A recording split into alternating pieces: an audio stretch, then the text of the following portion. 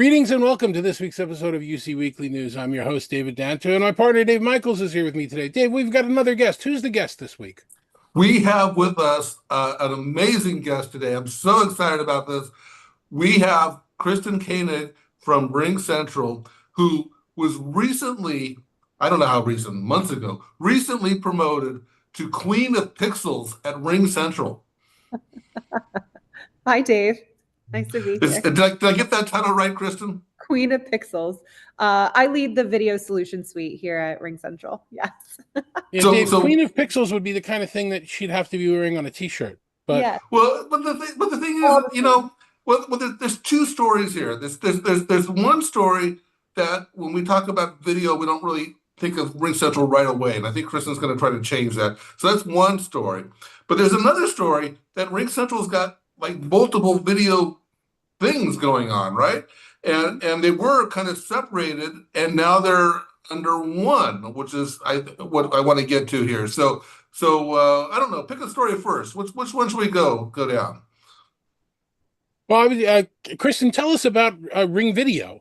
I see the word Ring Video, and I think of those stupid lights that are around the camera, and I don't think that's what it means. Yeah, why don't you tell us about it, and then we can go on from there. The worst thing about those those lights you're talking about is when people use them at home and they have their glasses on and it looks like eyeballs in their glasses. I don't like those ring lights, but that's not what she's talking about. Go ahead, Kristen. Ring lights is fantastic for selfies, but that's not what we're talking about today. We're talking about the RingCentral video portfolio, or Ring Video.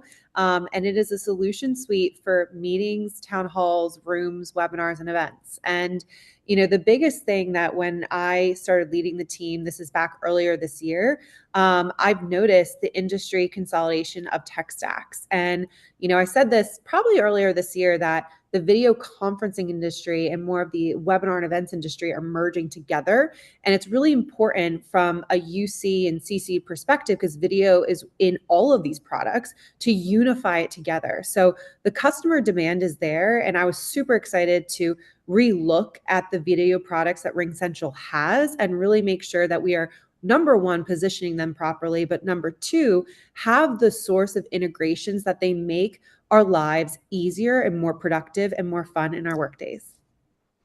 Wow. Now let's talk a little bit about how you got there, right? Because as I recall, you came to RingCentral through acquisition. I think it was the Hopin asset. Is that right? Correct. So I spent most of my career in the events side of the industry. And then we got acquired 2 years ago, this past August, by RingCentral. So I led a lot of the Hopin team for the last year and a half, and then took over the rest of the video suite earlier in 2025. And so do you still, do you consider the event side your favorite side? You can tell us. It's so funny. Sometimes my team say, like, which is your favorite product inside? Because you come from that world. Obviously, I love the events world, but there's so many synergies that come down to the meetings and in-office rooms that relate to events. They're just on different scales, to put it very simply. And they all just want really great audio quality and video quality experiences for us to connect, especially in this new hybrid world. More people are in offices now, but there's still so many people who are working remote and having so many different types of work environments. So remote work is never going to work. It's just a bad idea. David and I are very clear on this. We want everyone to return to the office. I love the office, but I do love my remote work life. All right, so give us the elevator pitch coming down. You've got, a minute, 30 seconds, or like Dave Michels likes to talk about, the escalator pitch, which I guess is an inside joke. But what are the top 3, 4, 5 reasons for video over RingCentral as opposed to everything else that's out there? Yeah. Well, I would say numero uno, our product suite is simple and easy to use. You don't need no downloads, and it's really browser focused. And this goes from the event solution to the meeting solution. So it's simple and easy to use. The biggest thing is also direct integration.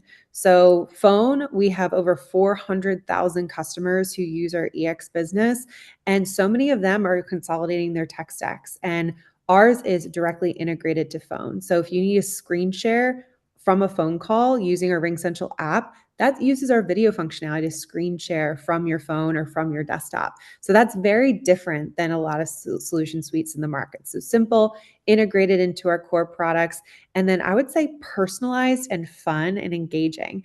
A lot of the Hopin technology of why Hopin did so well is because we had so much personalization in there to change the URL to make your background not look like a standard video conferencing virtual event. It looks like your own. And we've taken a lot of that functionality and we're working that into the meetings and webinars and town halls and rooms roadmap. So the products are coming being more integrated and succinct. So I know that's not really an elevator pitch, but more of like the differentiation. But when you have simple, personalized, fun, and easy to use, like why wouldn't you want to use that product? So let me ask you about that because the first thing you said was no download or no client, no app. And that was the big promise, right? Everyone promised that during WebRTC Revolution. And, for those of us uh, that don't remember that, it was what, well, I don't know, 5, 10 years ago, whatever, WebRTC was going to change the world. We weren't going to need apps and everything. And fast forward today, a lot of your competitors in the video space, Teams, Zoom, WebEx, they all have a client first model. Yes. So help me understand, what are you losing or what are they gaining or why did that promise of no app, which you are Yeah. delivering, kind of disappear? Yeah, I think everyone thought that, the browser first versus client first and desktop first, that would change in the market. And people push the downloads of the app to make things sticky. But when you think about it in the large scheme of the market, most people use browsers. They don't use apps and they delete a lot of apps on their phone. Yes, it makes it sticky to the ones who are users, but for us, if you look at the Google model, it's all browser first. The apps are not as downloaded and they're the top, platform in the world that is used by so many. So when I come to customers and customers are using our products, I want to make sure that their guests have the easiest experience joining their RingCentral video. And that's what it's about. The customers can have the app, but it's who's joining your meetings that might use other systems. And that should be simplified. So I'm a firm believer is like current customers absolutely download the app, but all of these one-time people, consumers, anyone who joins a meeting, it should be simplified and not pushed. It's interesting because it's kind of a brand thing because Mhm. I install a lot of apps. Mhm. But David and I use Google Chat quite a bit when we talk. And Google Chat, I use it in the browser, but it keeps popping up with, "Hey, you should install the app." It's like, no, that's not your brand. I don't want to install the Google Chat app. And so they're kind of like violating their own kind of model, but you're Yeah. sticking to it. Yep. Sticking to it. So I think it's preference, but at the end of the day, I always hear from customers, you want to delight them. And what I hear from customers is our browser first. And that method of ease of use is huge because then anyone who joins their meetings doesn't have this forced download and conflict of getting into the meeting. All right, Or so let me take you off into this really simple, easy, we won't really spend a lot of time on question about AI. Mhm. Um, what are you using? How are you leveraging AI to make your Kristen, he's talking about artificial intelligence, and he didn't know that. Go Yeah, ahead, it's David. it's a little it's a little confusing what's going on in the world right now. But what's the Ring Central story on AI? How are you using it to improve business communications, which I know some of your people have talked about recently? Yes. So such a buzzword, AI, everyone's not talking about it, but everyone's talking about it. So obviously the fundamentals with meeting transcripts, closed captions, summaries. But then there's also from a rooms perspective is AI powered hybrid experiences. So working with our hardware partners of, how can you make the video and audio so crisp? There's underlying AI technology that can up level that. Or if you're having low connection, how do you make sure that what they're presenting, the content that presenting is still clear versus blurry? There's so many video products in the space that still is a challenge to have that clarity on the video quality and what they're screen sharing. So those are things from a RingCentral perspective that we're focusing on. And then think of, the before, during, and after. a meeting. So there's the setup, there's the during the meeting, and then there's the execution. So what we're doing in webinars and town halls is how are you doing an artificial intelligence writer to write descriptions, to generate images. Think of in meeting, which is answering questions, translations that they're simplified. So I always think of the aspects that are consuming our day-to-day and manual and automating those through AI and ensuring you have the appropriate content so you can focus on the content of the meeting and not all of these things happening around you. But I think of AI as a pre, during, and post. That's very similar to what we discussed last week at the investor relations event, if you've heard, what we came out with. And we're doing that across our portfolio, but especially within meetings, rooms, and events, it's going to be the same pre, during, and post from an AI perspective. You mentioned hardware partners. Could you elaborate on that? Yeah, so our hardware partners are HP Poly and Yealink. Those are partners that we do today and work with, and they have functionality they're coming out with as well. So we are wanting to make sure that our AI from a software perspective and their AI that they're working on from a hardware and even their own software mechanisms are integrated into us and where we're headed. There's a lot of different types of hardware companies that we're looking at in this space, and they're all doing very exciting things, but those are really two of our big partners right now. Yeah. How does that use of AI, the before, during, and after, affect what you guys are doing around security and compliance and recording and storage, and who owns the data and where does it live in your cloud or in the end user's cloud? Give us some background about how you're looking at that urgent space. Yeah, well, I will say our security officer, she is amazing, Paula. I won't go into every little kind of detail of security. You can find that on the RingCentral website, but I will say that we are very strict, very secure with how we're utilizing our AI throughout our product portfolio. And I would say any customer that is working with us right now will tell you that we take care of that data, we protect that data, and we are compliant across the board. So from the public sector space, the healthcare space, and really the verticals that RingCentral, excels in. You can find that all on our website. Yeah. Kristen, there's a lot of stuff we hear about AI in meetings. We don't hear as much about AI in events. Can you give me an example of how you're using AI in, say, a live event?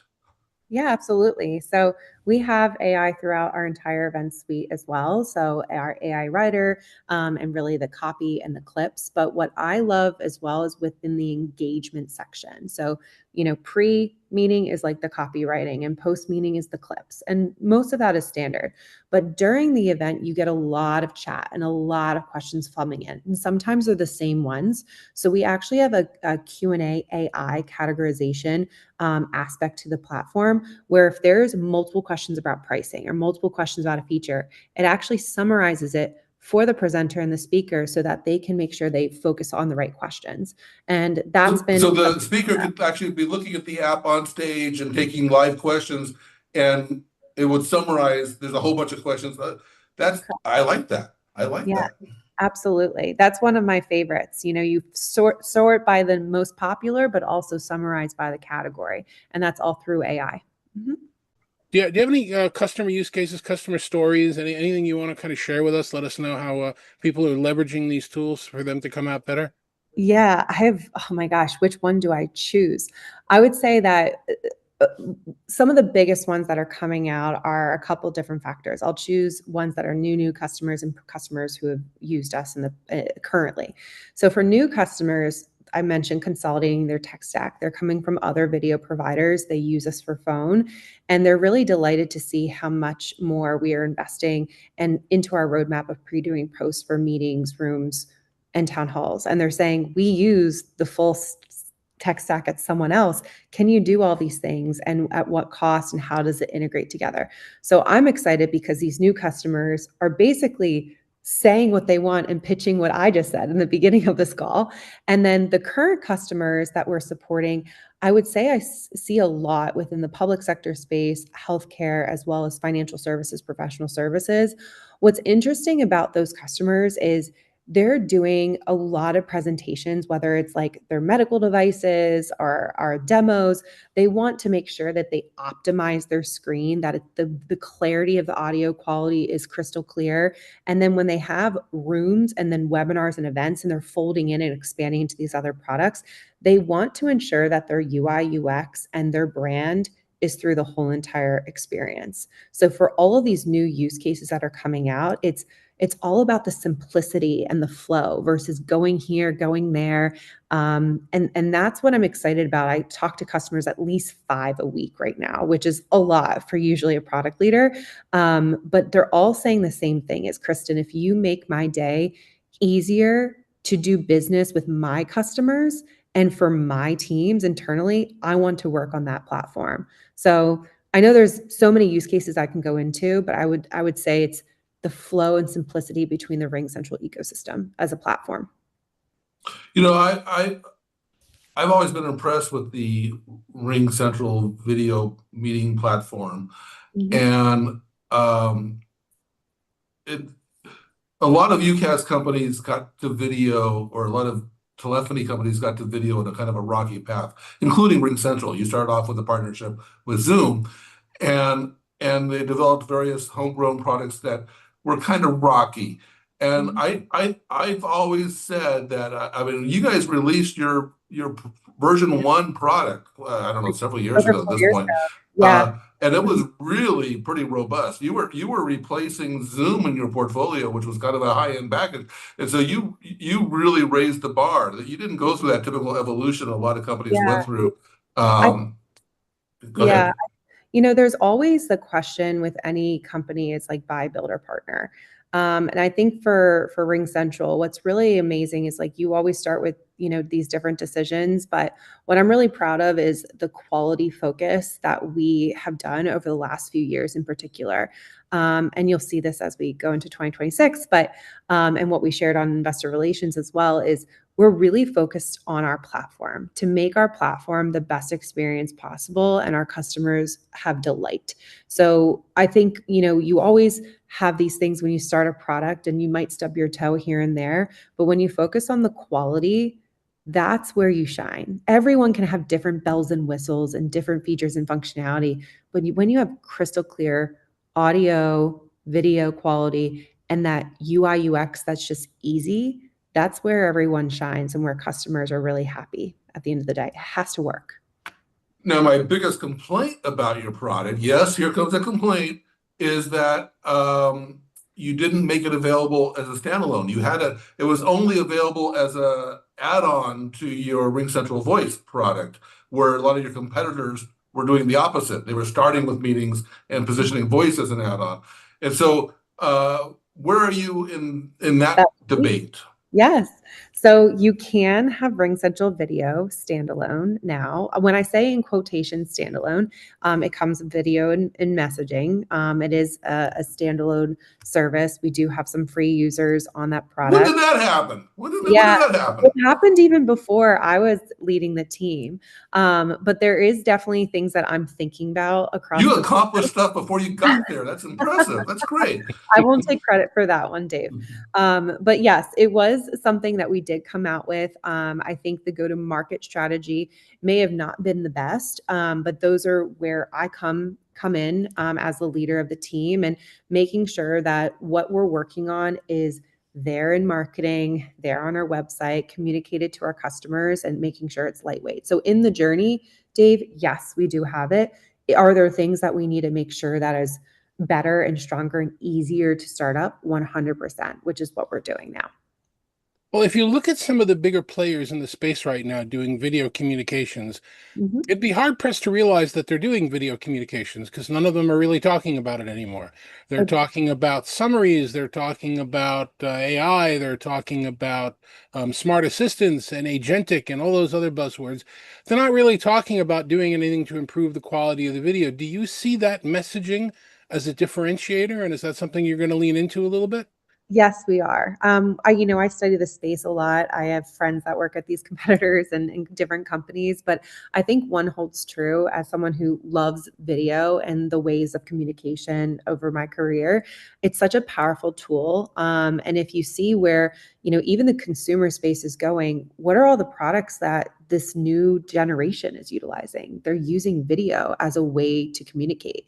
So while I do see that there's some competitors that kind of have put that away, focus on agentic AI, which is 100% important. That's where RingCentral is focused on if you viewed investor relations last week as a platform.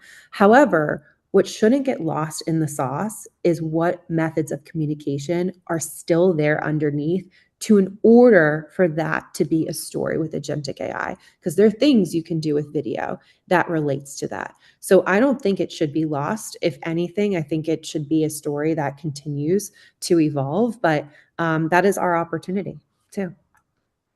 All right. So I want to back up a little bit here. You've got basically three products, right? You've got meetings, webinars, and events. Is that okay? So And rooms, um, rooms too, but yeah. okay, so that's my point. That's my question. That's how, Yeah. so meetings kind of evolved into webinars, and it's like it's kind of the same thing, but okay, they kind of I put them evolved together into two too. different marketing things, and use us for webinars, use us for meetings, and then there's events, which is kind of a separate thing. And so my question is, are these? Is it really one product? Is there really a lot of difference between meetings, webinars, and events, or is it really just one product? It's Yeah, it's interesting that you call that out, Dave, because I think of the meetings in like town hall space as literally the same thing. Everyone calls them two different products. I think of them as one. At RingCentral, they are literally basically one. They're in the same application, the same user UI interface that you can see there. I think it should be more in one versus a lot of products out there kind of separate it more. But honestly, you just need the participant and a couple different features and like call it a day. So there's definitely some differences fundamentally, but they are the same type of mechanism. It's a lightweight meeting with some production features. But when you get into, and then obviously rooms, that is also one product. So think of meetings, town halls, and rooms as one kind of UI UX interface. The Hopin product over the last 2 years has evolved, and we've integrated literally now probably close to 90% of that tech stack. 90%, I would say, give or take. There's still things that we are working on right now to bring that into the standard EX product. So if there's one thing that anyone would take away from this today is my number one thing is platform, platform, platform. You need to be under that single user interface. So while they can be purchased together all on one, platform, one contract, everything harnessed together, events is still can be purchased standalone from the rest of the video suite, just like it was at Hopin. And people still buy it standalone. We still have a lot of customers that buy it standalone. So, but it should be standalone, but also together. There should be variety for customer choice. All right, so you All right. started to talk about that, but let's actually get that official question over to you and see what you would say if you were to take out your crystal balls and tell us about what you think is going to happen over the next year, 2 years, 3 years. Where is RingCentral going? It's What's your all been roadmap? invented, David. We're done. It's all Yeah, been it's nothing invented. else. Yeah, we got to start looking at more AI and AGI because there's nothing else we can do to improve the terrible video. Anyway, what's Yeah. your vision of the future that you would want customers to understand? Yeah. So the vision of the future is very related to last week investor relations or the other week investor relations event. As RingCentral goes into this agentic AI and this AI kind of story across the board for our platform, not just story, but where the direction is on our company and vision around AI, we released 3 products last week: Air, Ava, and Ace. And think about our solution suite, the phone, the messaging, the video, et cetera, all part of that. So when you look into the future, into your crystal ball, it's not just the video product as standalone. Yes, it's going to have more things that morph, but how do you use AI receptionist? How do you use our virtual agent within the meeting? And then also the AI expert after the meeting has, how you can view the conversational intelligence that's happening with the data. So when you look at what Vlad and Kira and John Finch presented last week, think of how meetings fits into that. And that's your crystal ball. Okay. If somebody wants to find out more, this is the softball question if you haven't identified it. We did the crystal balls, now we're doing the softballs. If somebody wants to find out more about RingCentral, what do you suggest their first step should be? Contact me on LinkedIn. No, I'm kidding. You can go to ringcentral.com to find out about RingCentral 3.0, as Vlad is calling it, our third phase of our company. 2.0 is with Collab and the video products, but how we start to roll into this new next phase of meetings and video and collaboration, enhancing with AI. You can find it on ringcentral.com and contact us or follow me. I'll get you to the right person. Dave, thanks very much for your time. Kristen, thanks very much for your time. We really do appreciate the story. And thank you very much for watching. We'll see you on next week's show. Take care. Thank you.